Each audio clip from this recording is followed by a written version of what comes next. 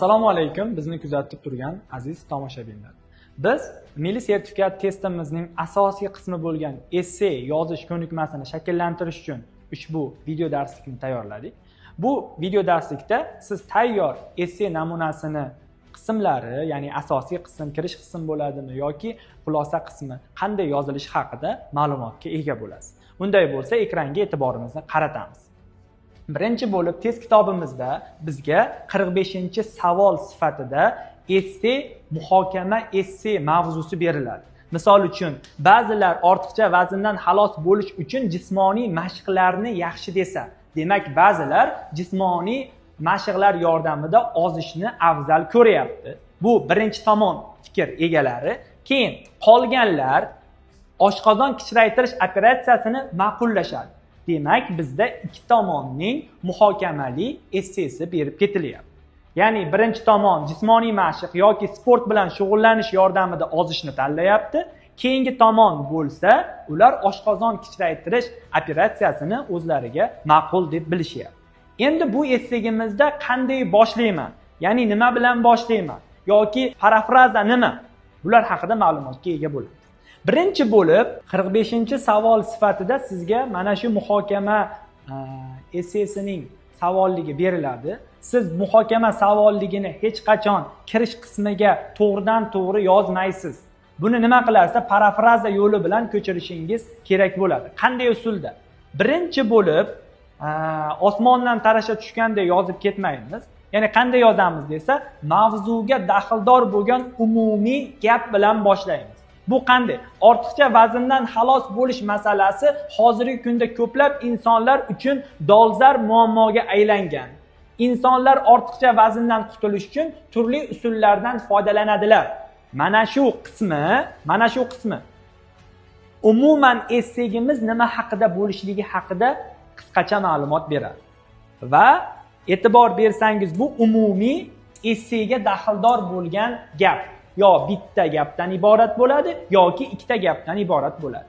Bunda demak, ortiqcha vazndan xalos bo'lish masalasi hozirda dolzarb muammoga aylangan. Insonlar ortiqcha vazndan qutulish uchun turli usullardan foydalanishyapti. Endi esa mana bu berilgan muhokamamizni parafrazasi, ya'ni uni to'laqonli yozib qo'yish emas, uni ba'zi bir so'zlarini o'zgartirish yoki sinonimlar bilan almashtirishimiz kerak bo'ladi. Essayimizda ba'zilar deb yana qaytadan ko'chirilgan bu qism ham noto'g'ri hisoblanadi. Buning o'rniga siz jamiyatimizning ba'zi tabaqa vakillari yoki jamiyatimizning ba'zi insonlari desangiz, bu parafraza, ya'ni to'laqonli ko'chirib qo'yishlikdan siz aytaylik cheklanasiz. Sport bilan shug'ullanish samarali deb hisoblaydilar. Mana jismoniy mashqlarni yaxshi deydi va ortiqcha vazndan xalos bo'lish uchun, ammo sport bilan shug'ullanish samarali deb hisoblaydilar. Nima degani bu? Sport bilan shug'ullanish deb olyapti mashqlarni, jismoniy mashqlar bilan ozishni. Boshqalar bu borada deganda mana bu qolganlar oshqozon kichraytirish degan joyini parafraza qilyapti. Bu borada zamonaviy, bu yerda imloviy xatolikka yo'l qo'yilgan, zamonaviy bo'lishi kerak edi. Zamonaviy tibbiyot tez va ishonchli usul deb bilishadi. Oshqozon kichraytirish operatsiyasi demasdan zamonaviy usul tez va ishonchli ekanligini deb parafraza qilyapti. Yana oshqozon kichraytirish deb yozib qo'ymayapti. Va e'tibor bersangiz, umumiy qism tugadi. Umumiy mavzu essayga doir bo'lgan. Ba'zilar degan tomondan mana essayimizning muhokamali qismini parafraza qilib oldik. Va aslida ushbu munozarada qay tomon xulosasi salomatlik uchun ko'proq foyda keltiradi degan tomonimiz bu essayimizning tezis qismi hisoblanadi. Ya'ni tezis qismi yo ritorik so'rov gap bilan bo'lishi mumkin yoki ma'lum bir darak gaplar bilan. Aslida ushbu munozarada qay tomon deganda, sport bilan shug'ullangan yaxshimi yoki zamonaviy tibbiyot bilan ozgan yaxshimi? Bu muhokamani qaysi biri to'g'ri degan qism bu tezis qismi hisoblanadi. Demak, biz hozirda mana satr boshlariga e'tibor berdik. Muhokamali esseyimizni kirish qismini yoritib oldik. Bu hozirda bizda beriladigan esseyimizning kirish qismi. Endi asosiy qismiga o'tamiz. Kirish qismini tugatib olganimizdan so'ng bizda asosiy qismlar muammoga aylanadi. Ya'ni o'zi birinchi bo'lib qay tomonni yozganim yaxshi? Jismoniy mashqlar bilan ozgan yaxshi degan tomonni yozaymi yoki zamonaviy tibbiyot, ya'ni oshqozon kichraytirish operatsiyasi men uchun ma'qul degan tomonni yozaymi? Meni fikrimcha tomon qachon yoziladi? Bularga hozir javob topamiz. Birinchi o'rinda bizda keltirilayotgan narsa shunday bo'lishi kerakki, har ikki tomonni birinchi yoki keyin yozilishi muhim emas. Asosiy muhim tarafi birinchi asosiy qismimizni birinchi gapi bizga qaysi tomon vakillarini sabablari, dalillari, bahs munozaralari yoritilayotganini bildirib berish kerak. Ya'ni birinchi gapni o'qigan paytda esseyni tekshiruvchi ekspert bu essey birinchi qismi aytaylik jismoniy mashqlar bilan yoki oshqozon kichraytirishni ma'qullayotgan tomon haqida ekanligini birinchi gapingizdan bilib olish kerak. Siz birinchi asosiy qismni yana kirish qism qilib umuman bog'liq bo'lmagan ma'lumotlar bilan to'ldirishingiz shart emas. Mana e'tibor bering. Jismoniy mashqlar tarafdorlari fikriga ko'ra,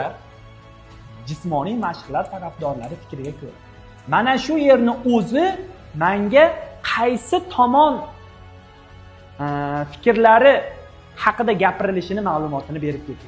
Demak, jismoniy mashqlar tarafdorlari. Ular albatta jismoniy mashqlar bilan ozishning tarafdori. Ketdik. Endi nima sababdan ular shunday fikrga kelayotgani? Muntazam sport bilan shug'ullanish ortiqcha vazndan xalos bo'lishning eng tabiiy va sog'lom usulidir deyilishi bu ularning fikrlarini asosiy sabab. Endi nima sababdan tabiiy va sog'lom usuli? Nimaga bular shunaqa fikrga keldi? Albatta bitta yoki ikkita sabab keltiriladi. Xohlasangiz birinchidan deyishingiz mumkin, xohlasangiz avvalo deb boshlab ketasiz. Bu fikr tarafdorlarini nega shu qarorga kelganini sabablari.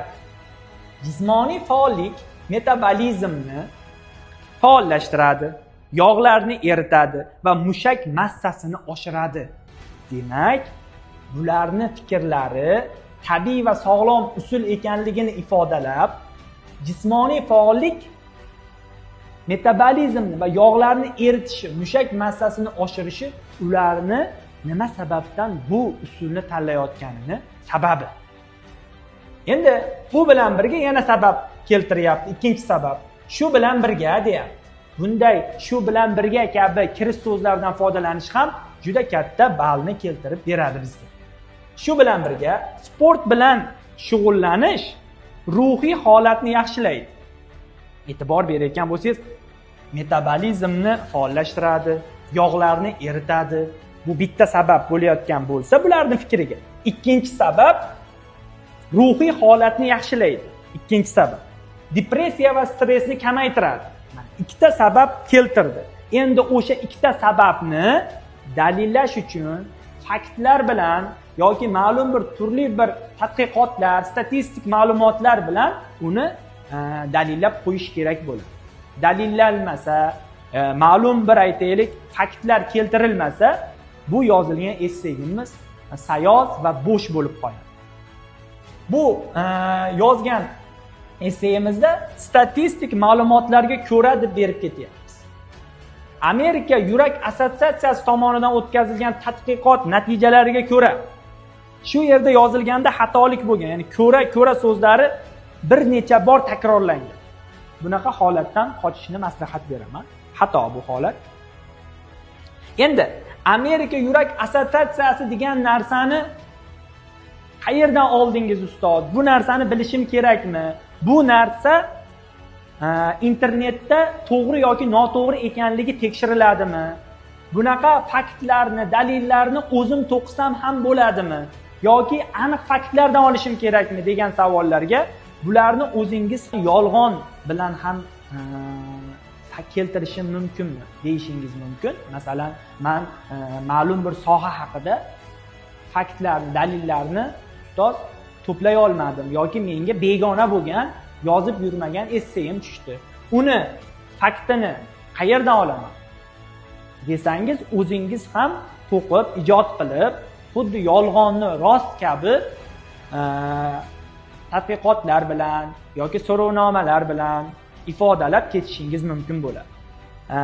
Mana biz ham Amerika yurak assotsiatsiyasi tomonidan o'tkazilgan, ya'ni bu bormi tashkilot yo'qmi? Buni bilmaymiz, lekin biz esseyni dalillash, faktlash uchun mana shunday yolg'on bo'lsa-da ma'lumot keltiryapmiz. Bu yolg'on ma'lumot yolg'onligini siz agar yolg'onlikdan rostlikka olib chiqib bera olmasangiz, ya'ni rost deb ifodalab bera olmasangiz, bu sizni balingiz tushishiga olib keladi. Demak, yolg'on gapirganda ham chiroyli yolg'on bilan ifodalash kerak. Amerika yurak assotsiatsiyasi tomonidan o'tkazilgan tadqiqot natijalariga ko'ra, haftasiga 150 daqiqa muntazam sport bilan shug'ullangan insonlarda tana vazni o'rtacha 5-10 ga kamaygan. Ya'ni 5-10% ga kamaygan. Demak, uni o'zi to'qiyotgan bo'lishi mumkin, yozayotgan shaxs. Masalan, men o'zim to'qidim deylik. Lekin uni rost kabi ifodalayapti. 150 daqiqa sport bilan shug'ullansangiz, demak, tadqiqotlar ko'rsatibdiki, 5-10% ga tana vazni kamayadi. Haqiqatga yaqin. Endi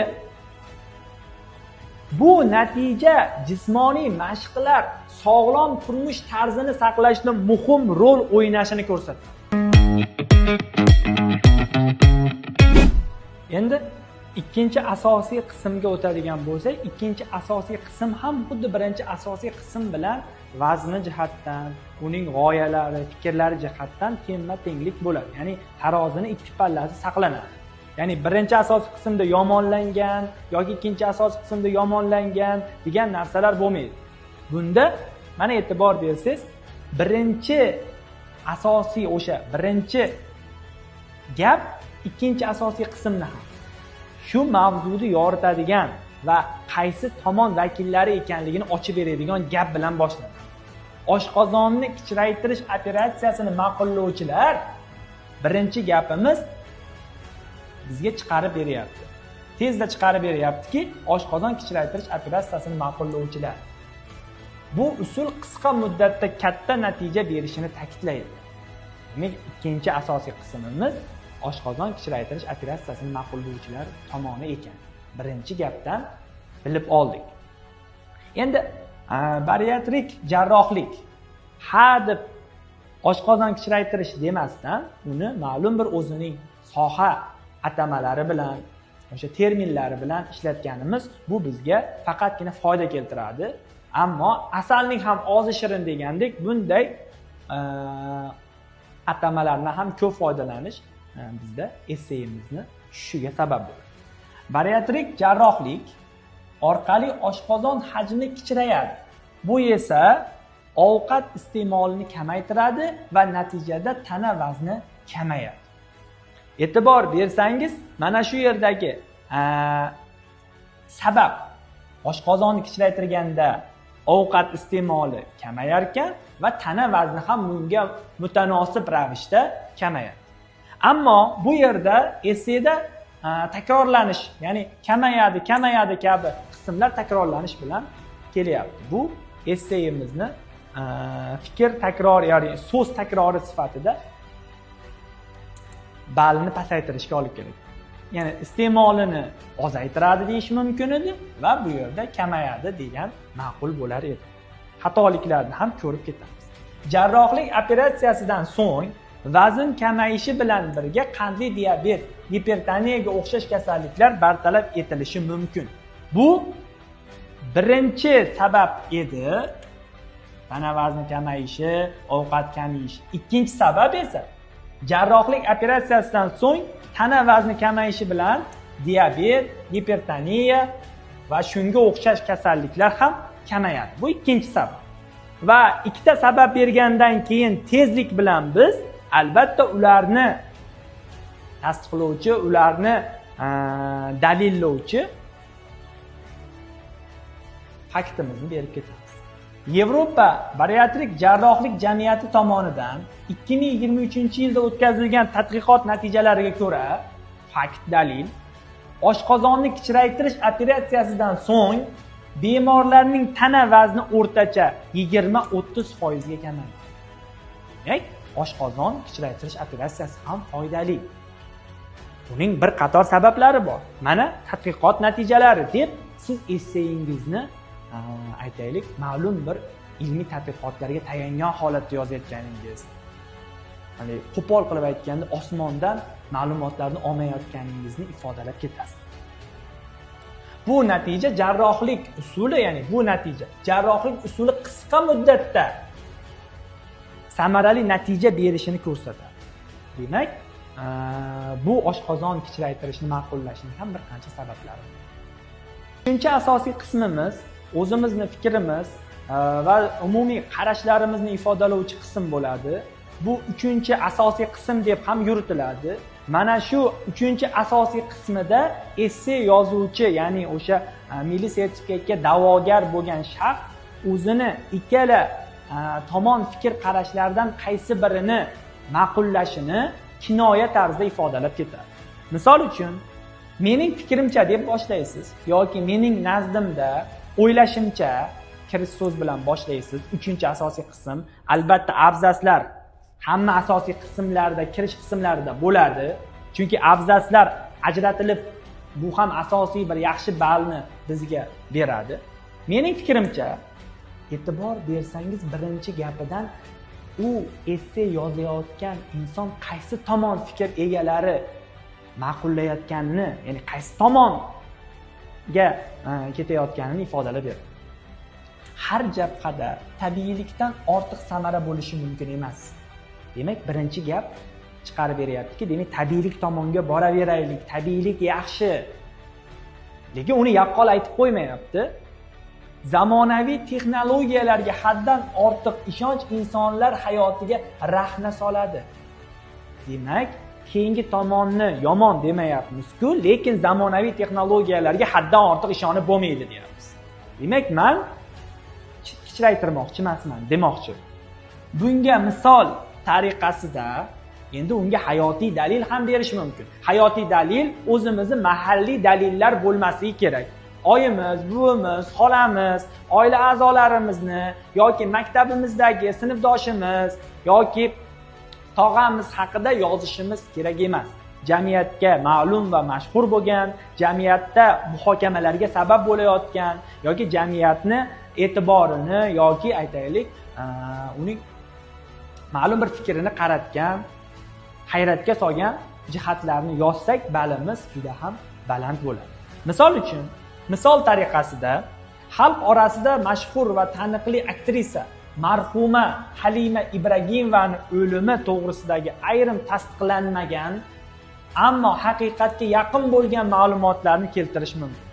Ya'ni bu bilan essegimizda marhuma, ya'ni aktrisa Halima Ibragimovaning o'limi haqidagi ayrim tasdiqlanmagan ma'lumotlarni berib o'tyapti. Ya'ni tasdiqlanmagan deganda haqiqatdan ham shu hodisa sabab olamdan o'tdimi yoki yo'q, bu ham qaysidir darajada ifodalab ketilyapti. Ammo haqiqatga yaqin bo'lgan ma'lumotlarni keltirish mumkin.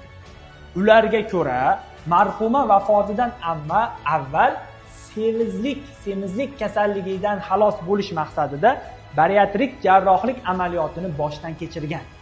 Demak, semizlikdan qutulmoqchi bo'lgan va amaliyot muvaffaqiyatsizlikka uchragani tufayli vafot etgan. Demak, bu bilan bu oshqozon kichraytirish xavfli ekanligi, hatto bir insonning o'limiga ham sababchi bo'lishi mumkin ekanligini hammaga ma'lum va mashhur, hammani o'sha hayratga solgan voqea bilan ifodalab ketyapti. Bu ham essening ta'sir doirasini ko'taradi esseni tekshirayotgan ekspertni ham biroz bo'lsa-da, aytaylik, hayratlantiradi, kerak bo'lsa e'tiborini va sizga bo'lgan essengizga bo'lgan munosabatini pozitiv tomonga o'zgartiradi. Va oxirgi qismimiz xulosa qismi. Esseyimizning asosiy qismlaridan biri bo'lgan xulosa qismiga yetib keldik. Xulosa qismi mening fikrimcha qismidan biroz farq qiladi. Nima sababdan? Xulosa qismida xulosa qilib aytganda deyiladi, ikkala tomon fikr qarashlari yaxshi ekanligi ta'kidlanadi va mening fikrimcha degan tomonda qaysi tomon vakillari yaxshi ekanligini siz ko'rsatib o'tganingizdan keyin yana bir qator shu fikr yana aytib o'tiladi. Qanday ma'noda? Misol uchun, xulosa qilib aytganda yuqoridagi fikrlardan kelib chiqib, ortiqcha vazndan xalos bo'lishning samarali usuli jismoniy harakatlar ekanini aniq aytish mumkin. Aniq aytaman, men shu tarafdoriman degan tomonlar kerak emas. Muntazam sport bilan shug'ullanish har qanday kasallikni bartaraf etishda eng yaxshi tabobat usulidir. Bu bilan aytyapmizki, demak, muntazam sport bilan shug'ullangan yaxshi. Ana shu tabobatning eng yaxshi usuli. Va o'zimizni xulosa qismida yangi gap keltirmasdan, xulosa qismida nima deymiz? Xulosa qismida ma'lum bir maqollar, ibratli so'zlar, o'sha aforizmlar yoki ma'lum bir insonlarni, aytaylik, taniqli insonlarni so'zlarini keltirib o'tishimiz mumkin yoki zero deb maqol yoki hikmatli so'z. Sport sog'lik garovi deb mana shu o'zimiz yoqlagan tomonni ma'lum bir maqollar, matallar bilan yoki hikmatli so'zlar bilan isbotlab, dalillab qo'yamiz. Lekin dalillash masalasida, maqol va matal masalasida ko'p maqol ishlatish bu esseyimizni publitsistik uslubdan badiiy uslubga o'tib ketishiga olib kelishi mumkin. Shu sababli esseyimizdagi ma'lum bir qoidalarga, punktuatsion qoidalariga e'tiborli bo'lishimiz kerak va bu esseyimizning asl bali 68-67 ni tashkil qiladi. Bundan ham yaxshi ma'lumotlarga ega bo'lmoqchi bo'lsangiz, bizni muntazam kuzatib boring.